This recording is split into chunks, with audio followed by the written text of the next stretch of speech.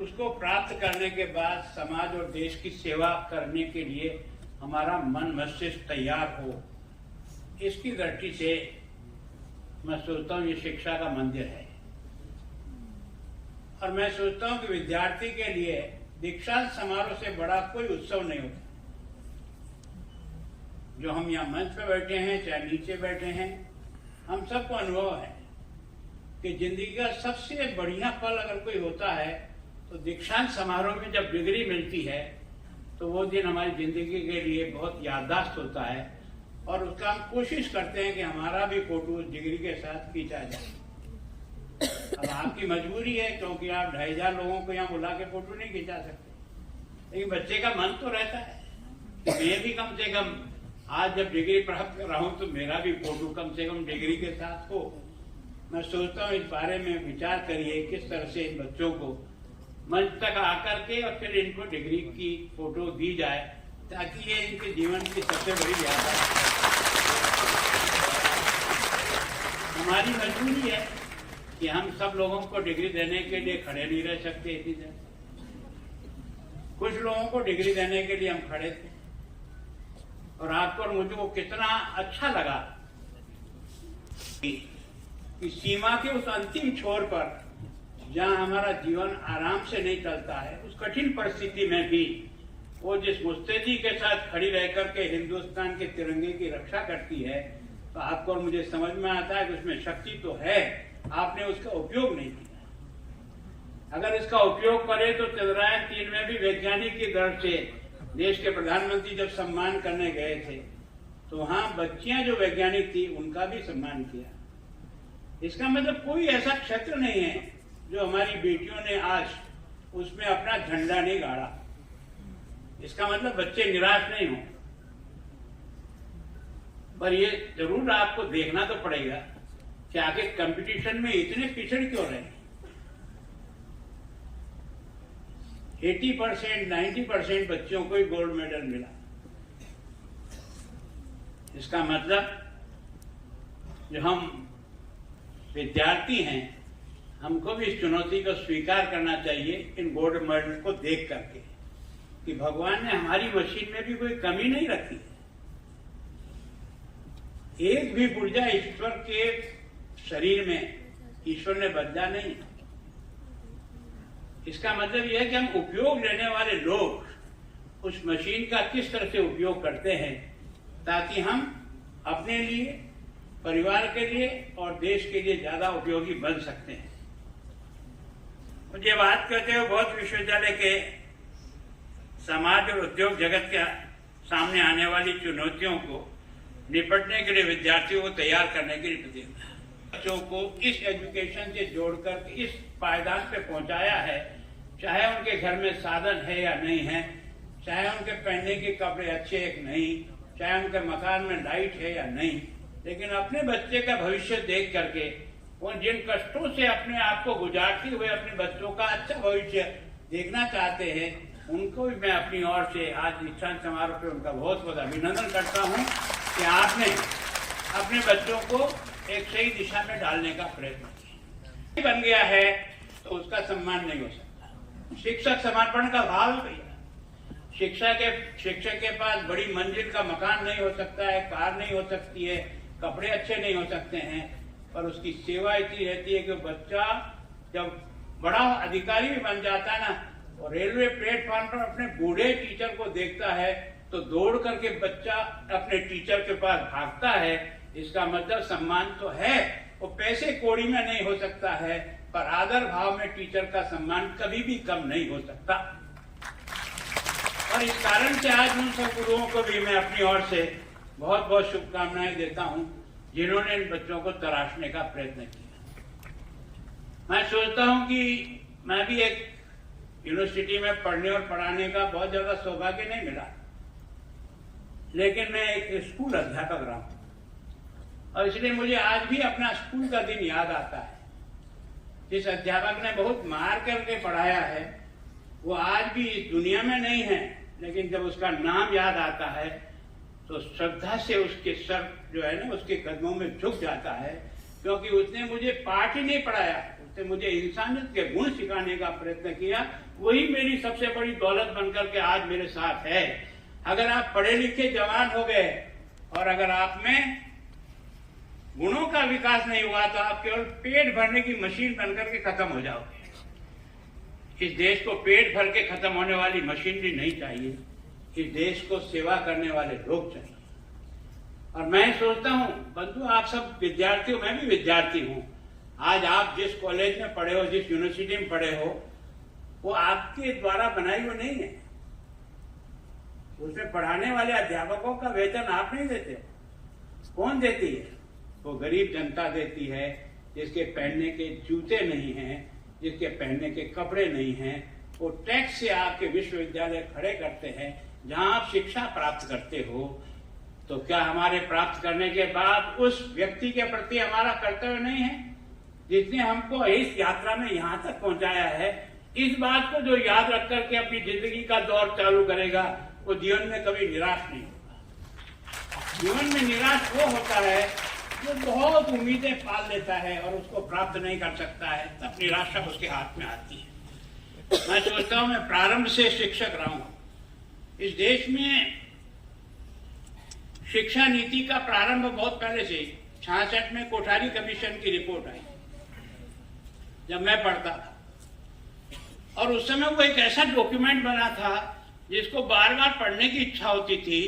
उसने शिक्षा को संस्कार के साथ कैसे जोड़ा जाए, शिक्षा को रोजगार के साथ कैसे जोड़ा जाए, शिक्षा का वातावरण कैसे बने, इन सब बातों के बारे में भी उसमें था। लेकिन हम उसको जमीन पर नहीं उतार सके, कुछ दिन पढ़ने और पढ़ाने का लायक रह गया।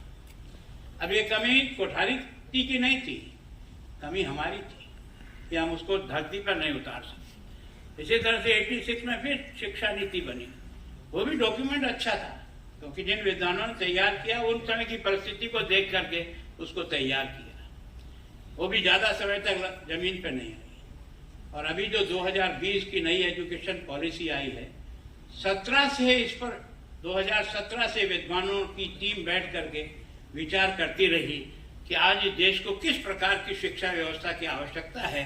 और उन्होंने जो डॉक्यूमेंट बना करके आपको और मेरे सामने रखा है, वही नई शिक्षा नीति 2020 है। उसमें उन्होंने सारे कॉर्नर का विचार किया, विद्वता का भी नहीं किया। अपनी स्किल कैसे डेवलप हो, वो जमीन से कैसे जुड़ा रहे। दुर्भाग्य हमारा यह है कि शिक्षा ने हमको जमीन से दूर कर दिया। हम सब पढ़े लिखे लोग जो खेत में खेती कर रहा, पसीना बहा रहा है, उसको देखने का नजरिया हमारा दूसरा हो गया। जबकि वास्तव में वो आपको और मुझे जिंदा रखे हुए है। हमारे यहाँ बचपन में जब हम पढ़ते थे तो हमें अध्यापक पढ़ाता था उत्तम खेती, मध्यम व्यापार, नीच नौकरी। ये वाक्य पढ़ाया जाता था। उस समय गांव का सबसे प्रतिष्ठित आदमी वो माना जाता था जिसके पास सबसे ज्यादा खेती और जानवर होता था। आज अपने देश में इस 75 वर्ष की आजादी के बाद उल्टा हो गया। उत्तम नौकरी हो गई, मध्यम व्यापार वही है, और कृषि को हमने सबसे नीचे लाके पढ़ा दिया। जिस देश में किसान का और मेहनत कश आदमी का सम्मान नहीं होगा, वो देश तरक्की नहीं कर पाएगा। कुछ लोगों की तरक्की के आधार पर देश का आंकड़ा ठीक नहीं होगा। देश का आंकलन तो तब होगा जब हर व्यक्ति उस दौड़ में बराबर की रेस में आगे चल रहा होगा, तब लगेगा कि हमने देश को कुछ बनाया। तो मैं सोचता हूँ इस 2020 की जो शिक्षा नीति है, इसमें स्किल डेवलपमेंट में भी उतना ही ध्यान दिया है। अदर एक्टिविटी, कई विद्यार्थी हो सकते हैं यहाँ गोल्ड मेडल प्राप्त नहीं किया होगा, लेकिन आज के इस फंक्शन में आपके यहाँ का जो अच्छा खिलाड़ी है यूनिवर्सिटी का, उसका भी सम्मान होना चाहिए, क्योंकि यह भी उसकी क्वालिटी है। जैसे शिक्षा में गोल्ड मेडल मिलता है, वैसे उसको भी गोल्ड मेडल मिलना चाहिए। अदर एक्टिविटीज में भी वो उतना ही परफेक्ट है, उसका भी सम्मान होना चाहिए। ये कन्वोकेशन केवल और केवल इसलिए नहीं कि हम यहाँ टैलेंट को ढूंढ करके उनका ही सम्मान करते हैं। भगवान ने बड़ी विचित्र दुनिया बनाई है। कोई आदमी ऐसा पैदा ही नहीं किया जिसमें विशेषता नहीं दी। हर आदमी में कुछ न कुछ विशेषता है। विशेषता को ढूंढना और पहचान करके उस बात को आगे बढ़ाना, ये हमारी सत्यवरी। और आज आप और मैं देख रहा हूं ना, भारत को कितना सम्मान मिला है। मैं शुरू से राजनीति में काम करता हूं। पहले हमारा आर्थिक दृष्टि से जो स्थान था वो 11वां था। आज दुनिया की आर्थिक दौड़ में हम 5वें स्थान पे पहुंचे हैं। यह वास्तव में विकास की दौड़। आज हमारा जीडीपी दुनिया में सबसे ज्यादा है। जो बड़े बड़े तीरंखा माने जाते थे ना, वो कई माइनस में चले गए, कई जीरो पे आ गए, कोई 2 पर हैं। हम इस बार के जो हमारे आंकड़े आए वो 8 पॉइंट से आगे बढ़ रहा है। इसका मतलब जीडीपी बढ़ाने वाला कौन? अकेला एक व्यक्ति नहीं है, देश के सारे लोगों ने मिलकर परिश्रम किया है, तब देश का जीडीपी 8 पॉइंट समथिंग हुआ है। इसका मतलब ये कि हमको सबका उपयोग करना आना चाहिए, तभी जाकर के इसको बढ़ा पाएंगे। और प्रधानमंत्री जी बार बार कहते हैं कि 2027 तक ही आज हम 5वीं शक्ति के रूप में पहुंचे, तो हमारे से पीछे किसको किया? उस इंग्लैंड को किया जिसने 200 साल तक हम पर राज किया। वो दिन कितना आनंद का दिन होगा जिसने हमने 200 साल तक गुलामों की बेड़ियों में जकड़ रखा था। आज हमने उसको आर्थिक दृष्टि से पीछे ढकेल कर 5वें स्थान पर भारत आ गया। ये आपके और मेरे लिए इससे ज्यादा और क्या सम्मान का दिन होगा। अब ये 3रे स्थान पर कैसे जाए, इसके लिए 2027 बता रखा है। और देश के प्रधानमंत्री बार बार अपनी बात में कहते हैं कि 2047 जब हमारा 100 साल का फंक्शन बनेगा, अभी अपन 75 साल का मना रहे हैं, तो हमारा देश नंबर 1 पे पहुंचे। इस बात की लक्ष्य रख करके हम चले। वो लक्ष्य अकेला तो प्रधानमंत्री नहीं करेगा, हम सब करेंगे। ये साइंस एंड टेक्नोलॉजी यूनिवर्सिटी और किसके लिए बनाई? पहले ये कंसेप्ट था ही नहीं। केवल और केवल एजुकेशन के यूनिवर्सिटियां होती थी, कोर्स चलते थे।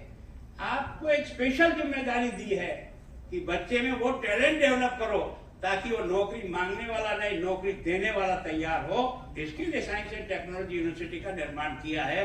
इस बारे में आपको और मुझे सबको विचार करना चाहिए। जब तक हमें ये कॉन्फिडेंस नहीं पैदा हो, तब तक हम इस दृष्टि से आगे नहीं बढ़ पाएंगे। मैं सोचता हूँ कि अभी आपने विकसित भारत के बारे में बहुत कुछ सुना है। देश के प्रधानमंत्री जी का आपने स्वयं का भाषण भी सुना होगा, है ना। इस देश का सौभाग्य है कि यूथ आबादी दुनिया में नंबर 1 पर है। इसका मतलब हमारा मैन पावर बहुत तगड़ा है हमारे पास यूथ का। इसको हम कैसे आगे करें, मैं आप सब बच्चों के सामने इस विषय को रखता हूं। पहला प्रश्न, अपने विभिन्न पहलुओं में 47 में विकसित भारत कैसा देखना चाहिए, इसकी कल्पना करिए। कैसा देखना चाहते हैं भारत को 2047 में? इस लक्ष्य तक पहुंचने के हमें क्या करने की आवश्यकता है, इस पर विचार करिए। और तीसरी बात ये करिए कि 2047 को संभव बनाने के लिए आप क्या कर सकते हैं। जब तक आप अपने आप पर केंद्रित नहीं करोगे, तब तक इस विषय को आप प्राप्त नहीं कर सकेंगे। मैं सोचता हूं कि निश्चित रूप से उन्होंने आप सब बच्चों से भी सुझाव मांगा है।